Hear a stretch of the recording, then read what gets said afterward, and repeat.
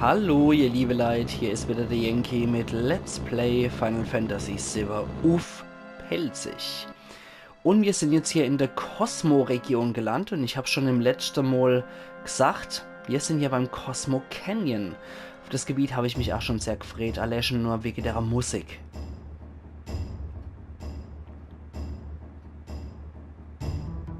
Ah, ich mag die Musik. Ich bin wieder da, ich bin's, der Nanaki. Hey Nanaki, hier bist du sicher? Komm, sag einen Bugenhagen, hallo. Nanaki? Ja, reden wir nochmal mit dem. Willkommen im Cosmo Canyon. Kennst du das Land? Ne. Lass es mich erklären. Leider aus aller Welt kommen hierher auf der Suche nach dem Studium vom Planetenleber. Ich wollte schon immer hierher. Amga, wir sind zurzeit voll belegt, deshalb kann ich dich leider nicht reinlassen. Oh. Die haben mir mal geholfen, als ich unterwegs war. Bitte lass rein. Oh, stimmt das? Ihr habt unserem Nanaki geholfen? Na dann komm bitte rein. Wer ist Nanaki? Nanaki ist Nanaki, das ist sein Name. Okay. Dann täte ich mal Sarah, weil ich verdammt noch Zeit habe. Nehme ich mal den Freak noch mit. Und der kriegt noch was. Zwar kriegt das weiße Megafon. Nee, das können wir eigentlich loser. Accessoire hat er anscheinend auch keins verdient. Und Materie hat er Manipulation und noch die Verwandlung. Okay, lassen wir mal gut sein, das ist ja nur vorübergehend.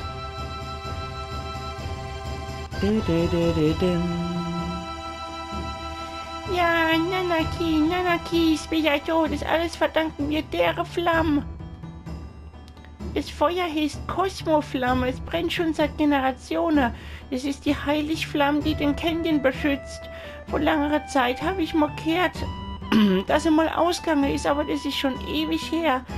Die Alten erzählen, dass etwas Grauenhaftes passiert ist, aber darüber weiß ich nicht viel. Und du? Das ist der Cosmo Canyon, ein geweihter Ort. Der sich noch im Studium vom Planetenleber. Ah, jo. Echt? Ich hab gehört, es gibt ein seltsames Observatorium. Ich würd's gern mal sehen, wenn's geht. Ja, da werden wir auch definitiv nicht enttäuscht. Wir sind ja hier Loge-Gäste und Ehrengäste.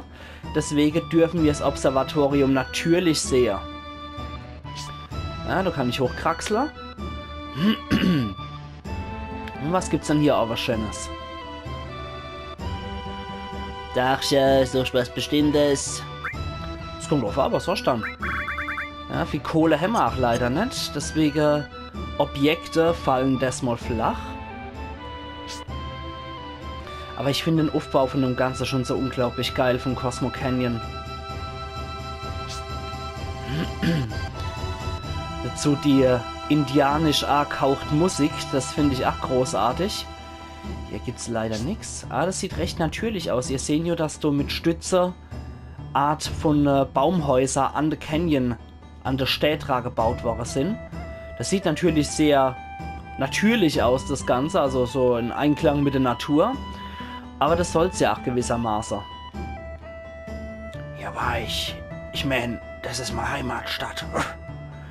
Meine Stammesbrüder waren die Beschützer von denen, die den schönen Canyon und der Planet zu schätzen wissen. Meine tapfere Mama hat hier gekämpft und ist hier gestorben, aber mein feige Papa hat sie verlassen. Ich bin der Letzte von meinem Stamm. Feiger Papa? Ja, mein Papa war ein Taugenichts, so ein Hallotri, so ein Dachdieb. Daher habe ich die Mission, den Ort zu beschützen, von meinen Vorfahren übernommen. Hier endet mein Reis. Hey, Nanaki, du bist wieder da. Ich komm schon, Opa. Wir sind hier genau richtig, ruhen wir uns ein bisschen aus. Ich mag noch ein paar Dinge rausfinden.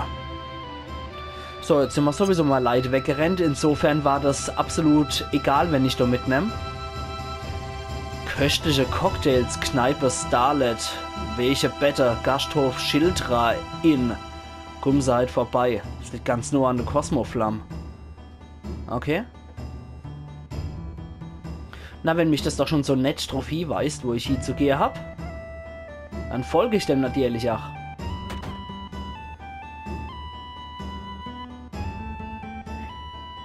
Finst, hast du den Nanaki hier zurückgebracht? Ja, danke. Und, na, immer noch alter Buga, ja. Ich will aber mit dem Opa retten. Willkommen, wie wär's mit unserem Originalcocktail Cosmoflamme? Aber so ein Gläsel ist bekömmlich, man entspannt sich ein bisschen, wenn man weiß, wann man aufhören muss. Ja, das ist bei allen Cocktails logisch. Willkommen im Schildrein, es kostet 100 Gil pro Nacht, magst du übernachten? Ah jo, träum mal Schönes von der Sterne. Bibu, bibi. Ah ja. Gut. Dann sind wir ausgeruht und Anna muss die Couch nehmen. Turtles Paradise Nummer 5. Unser Cocktails sind gut, aber unser Weih ist noch besser. Warum gucken sie nicht mal beim Turtles Paradise vorbei? Ja, scheint von Pelzer geführt zu werden, wenn der Weih dort gut ist. Zumindest was der Weiße angeht. Pelzer Rotwein ist jetzt nicht so meins. Da bin ich eher der italienische und französische Rotweintyp. Aber was der Weißwein angeht, gibt's keinen besseren als den aus der Palz. Definitiv bei unseren Riesling, da verbürge ich mich. Alles klar, jetzt haben wir uns da niedergelost. Jetzt können wir vielleicht auch hochgehen. Aha. Da können wir auch speichern. Das machen wir auch sofort.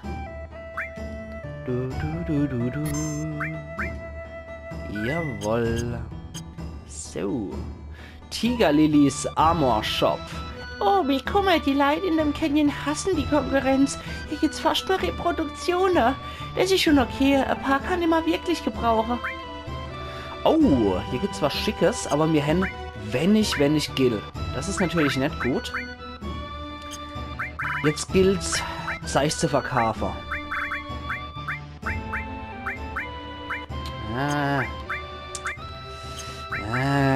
Mann. Okay, das können wir. Das weiße Megafon, das können wir auch verkaufen. Das will ich noch nicht verkaufen. Den Märchenstab können wir auch mal verticken. Das Bastardschwert ist unvertickbar. Nee, das geht auch nicht. Alles, was wir anscheinend beim Gegner so finden, können wir nicht teuer verkaufen. Sieht's dann mit... Na, das Elixier ist auch nicht so. Nee. Machen wir noch einen Äther. So, was können wir? Für die Cloud können wir die Schmetterlingsklinge kaufen. 4 Fassungen Hots. Komm, das muss her. Für den Barrett würde ich noch ganz gerne Vulkanblaster kaufen. Der Red haben wir derzeit nicht so auf dem Schirm. Und Silver Armband, ja, es wird schon dire jetzt. Wissen ihr was, da pfeife ich jetzt erstmal drauf. Das verticken wir jetzt auch noch. Und dann will ich den Vulkan... Ah, Mist. Na gut, dann muss es so sein. Dann muss es so sein. Ja, die machen mich noch richtig arm hier. Okay. Und für The Red brauche ich auch noch irgendwas. Silberarmband, ach, das kennen wir uns nicht leichter derzeit. 3 Hots. Da habe ich jetzt einer mehr. Und was kann man dazu packen?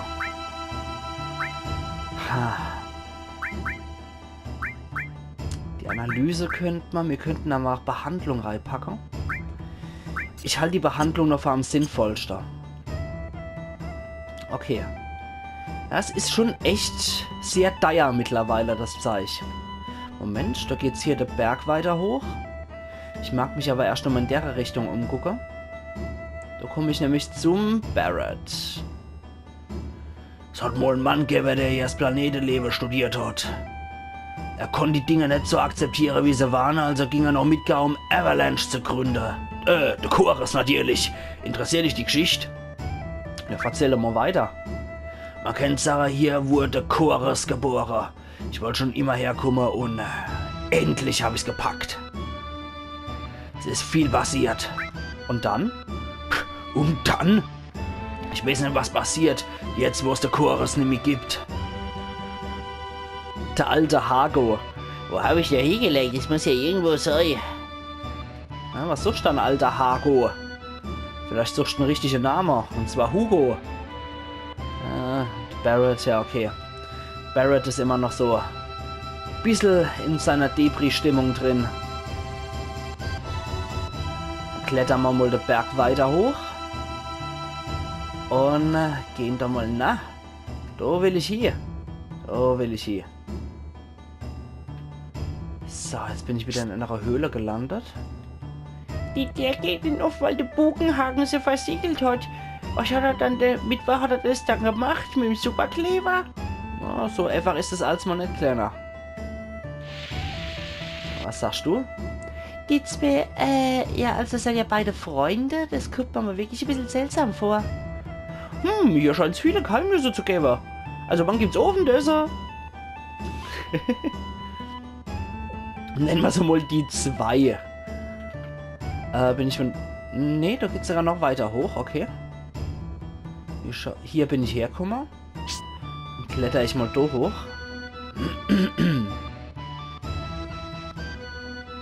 Ja, da bin ich ganz over. Das andere war nur ein Aussichtspunkt.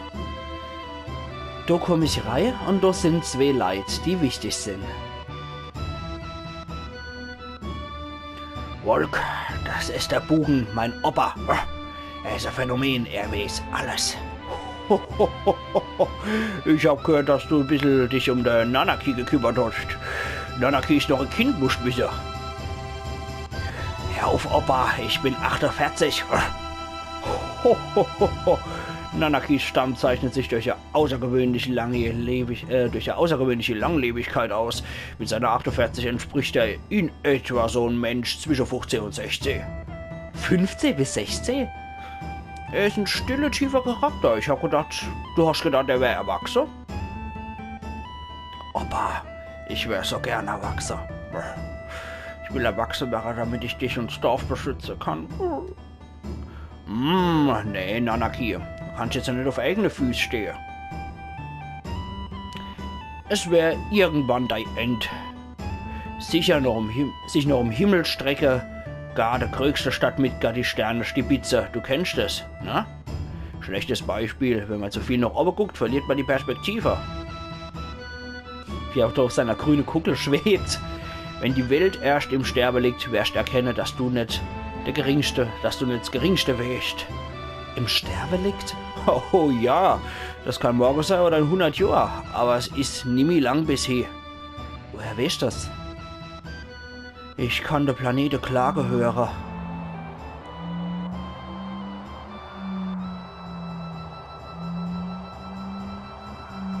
Wie das? Planeten werden geboren und Planeten sterben, sogar die Sterne am Himmel. Bis sogar die Sterne am Himmel zu hören sind.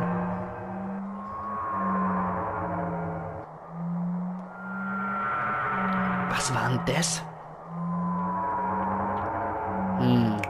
Das war ein Aufschrei von unserer Welt. Hast du's nicht gehört? Er wollte sagen, es tut weh, ich leid. Die sind unterwegs, um die Welt zu retten. Zeig ihnen doch mal dein Apparat. Oho, die Weltretter, Andererseits kann's auch nicht schade, wenn er sich meine Maschine mal anguckt. Bugenhagen. Herr Bogenhagen, es sind ein paar sonderbare Gestalten gekommen. Es wimmelt plötzlich von denen. Ja, unsere Freunde auch. Ich geh sie holen.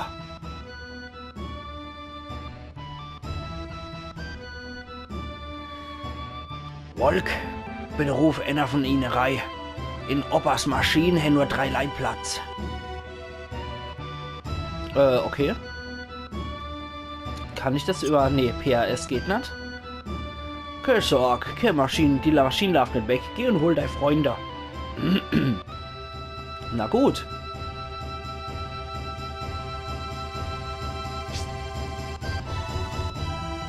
Wenn das so ist, dann will ich erstmal speichern gehen. Beziehungsweise über den Speicherpunkt bei PHS kann ich das eben machen.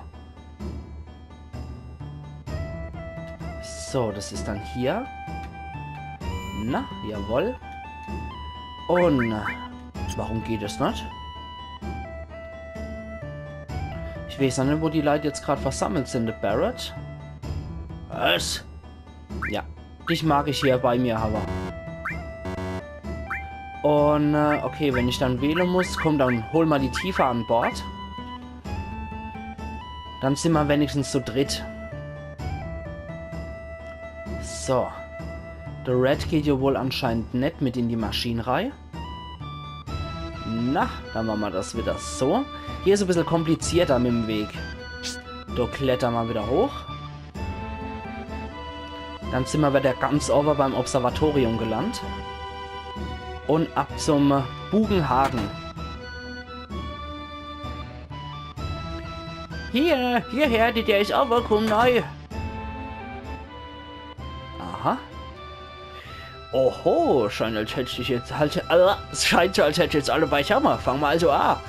Ich stelle mich dort hier.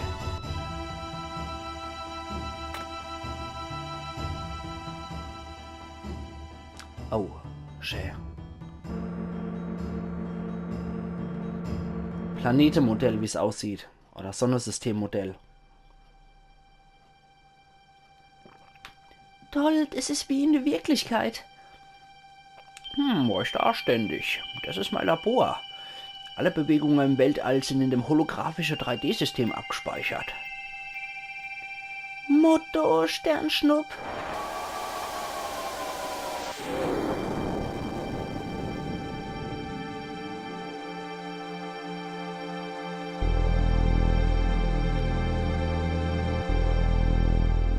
Und Meteore. Meteorite.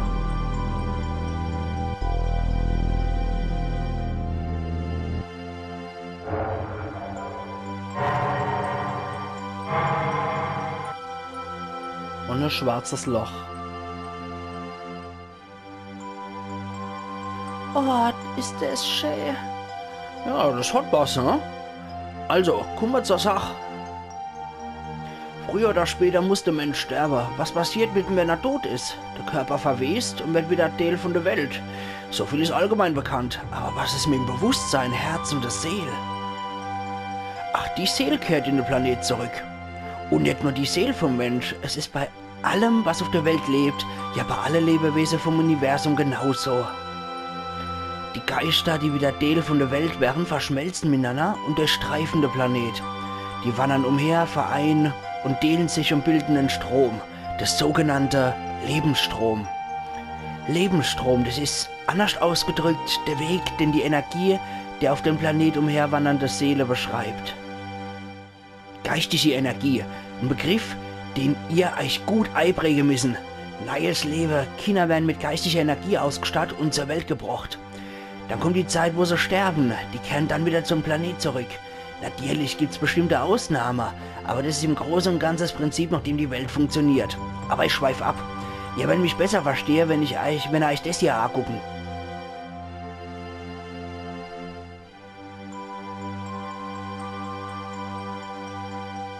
Ja, das ist die Welt.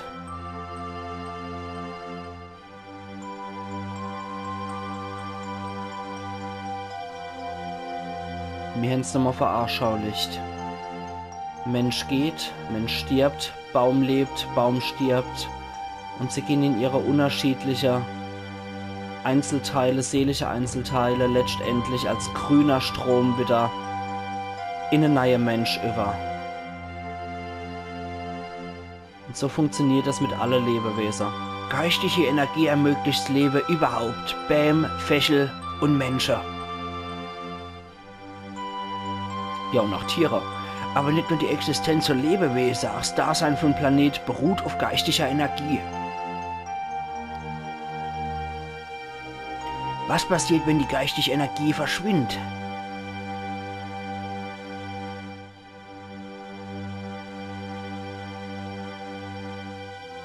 Übrig bleibt nur ein schwarzer, toter Planet, der zerfällt.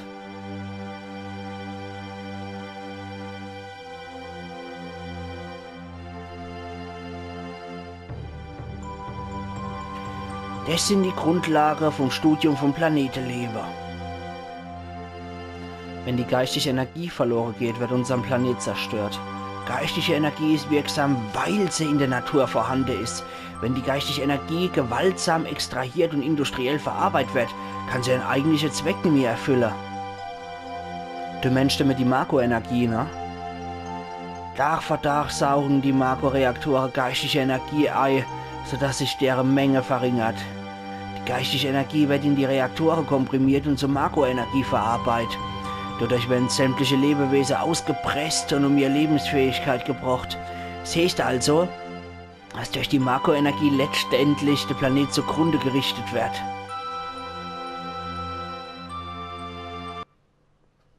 Okay, das haben wir jetzt gelernt. Das war jetzt die Hippie-Kunde bei Bugenhagen. Das geht ja alles auf diese Gaia-Hypothese zurück. Aber halt in extremer Form, die Gaia-Hypothese. Die Geschichte der Planeten und von denen, die mit ihnen leben. Willst du mehr erfahren, dann musst du die Worte von der Alte lauschen. Nanaki, sein Papa soll ein Feigling gewesen sein. Das ist es also. Nanaki hat es die ganze Zeit vermutet. Okay, das haben wir wieder hier. Und wir können hier wieder rausgehen. Okay. Das ist wohl sein Quartier hier, wo er schläft. Und da kommen wir auch noch hoch, oder? Ja, wir kommen hier auch noch mal hoch zum Observatorium. Da mag ich auch noch einen Blick wagen, wenn das möglich ist. Nee. Da zeigt es uns auch immer. Okay. Aber das Observatorium selber können wir nicht benutzen. Wenn man in der Etage müssen wir immer einen Zwischenstopp machen, dann können wir da wieder runter. Okay. Die Sache, liebe Leute. Ich mache an der Stelle einen Cut und wir sehen uns morgen wieder zu Let's Play Final Fantasy VII auf Pelzig. Also machen's gut und bis morgen. Euer Yankee.